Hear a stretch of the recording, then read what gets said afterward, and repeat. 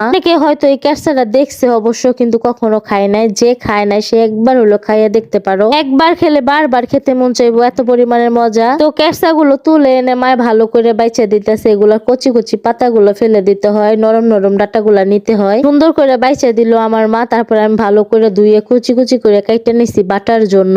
কেরসার সাথে কিন্তু আউলা চাইলও দেয়, কিন্তু আমি আউলা চাইল দিব না, শুধু ডাইল দিব। আমার নানির তো সবসময় আউলা চাইল দিয়েই করতো। আমি প্রথমে ভাবছিলাম ব্লেন্ডারে ফাঁকি করবো, পরে ভাবলাম না পাটাতেই করি, পাটাতে করলে বেশি মজা লাগে খেতে। প্রথমে মসুরের ডালগুলো ভালো করে পাটায় বেটে নিছি, তারপরে কেরসা গুলো বেটে নেব। কেরসা গুলো গুড়ার অংশগুলো না নিয়ে আগার অংশগুলো নিলে বাড়তে সুবিধা হয়। গুড়ার অংশটুকু নিলে এরকম সাবরা সাবরা হয়, দেখতে একটু খারাপ দেখা যায়, কিন্তু খাওয়া যায়, সমস্যা নাই। এই কেরসাটা যখন ভাজা হয় তখন অনেক মচমচা হয়ে যায় এমনিতেই। কেরসাটা আমি ভালো করে মিক্স করে বাইটা নিছি। কেরসা বাটার পরে সবকিছু আমি রেডি করে নেব। সাথে নেব পেঁয়াজ, ধনিয়া পাতা, কাঁচা মরিচ, লবণ, হলুদ মরিচ, সবকিছুই পরিমাণ মতন দিতে হবে। তো সবকিছু দেওয়ার পরে আমি ভালো করে মিক্স করে মাখাই নিতেছি সবকিছু একসাথে। আমি কিন্তু সুন্দর করে ভালো করে কেরসা গুলো মাখাইলাম, মানে কেরসা বাটা গুলো। তারপর চুলার পর এসে পড়লাম সবকিছু রেডি করে বোড়া বানার জন্য, মানে ভাজার জন্য। যেহেতু আমার চুলার পাটটা বাইদের মাঝখানে খোলামেলা পরিবেশ, অনেক সুন্দর লাগে, তার জন্য অল্প একটু ভিউ তোমাদের সাথে শেয়ার করলাম। আমাদের বাড়ি থেকে যত দূর চোখ যায় তত দূরই খালি ক্ষেত আর ক্ষেত, আর তার মাঝখানে হইলো আমাদের বাড়ি, তারপরে হইলো আমার রান্নাঘর।